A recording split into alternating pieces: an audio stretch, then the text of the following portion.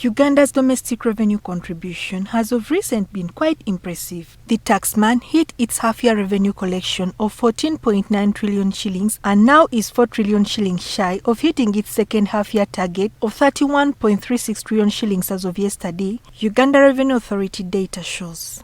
Challenge, however, is that this is short of gross domestic product compared to the continental average of 16%. URA research data shows that no country can develop without collecting at least 20% of its GDP in form of taxes, of which much is paid in debt. The true cost of debt is what would you have done with the money you are using to do debt service. Because economics is always talking about the opportunity cost. Now we see the government budget is heavily constrained by debt. So when you hear a road can't be done, it's because debt took the money, the payment of debt.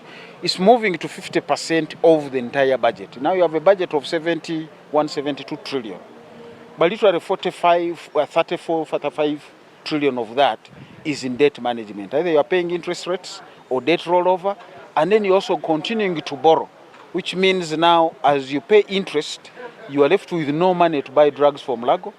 You are left with no money to give Katumba Amara to fix the roads. You're left with no money to put in schools so that the schools can come through, no money to give the researchers. And so debt and security will become the priority. Now, at the end of the day, an economy can't move even when you're secure. Now, security without an economy becomes insecure itself. That's why we're talking about the dry grass. The letter from the Minister of Defense is clearly saying the youth are vulnerable, but don't take advantage of their vulnerability. Now, we are saying we must now identify what caused the vulnerability. It's possibly because we haven't done enough investments to generate opportunities for the youth. Some of them have the opportunity, they are working because I hear people go and create jobs. They have created the jobs, but they are not earning enough from these jobs to survive and grow their careers. So these are the challenges we want to look at, and we cannot ignore the elephant in the room, which is debt. According to the Uganda Revenue Authority, to achieve self-sufficiency, the country needs to build a national tax compliance culture. However, some industry players are skeptical. Why do Ugandans pay a lot of taxes? Because even China, the taxes are less than 15% income tax. So we are asking, why can't Uganda government, for instance, think of reducing income tax? That's still under study.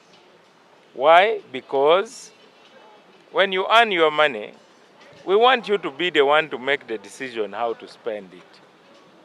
We don't want you to give it to the government to decide where to spend it. Uganda is looking to achieve 10 times its current economy in the next 15 years. However, there will have to be great drive to achieve this through harnessing the efforts of policymakers, business people, investors, and tax collectors. Ndagire, NTV Business.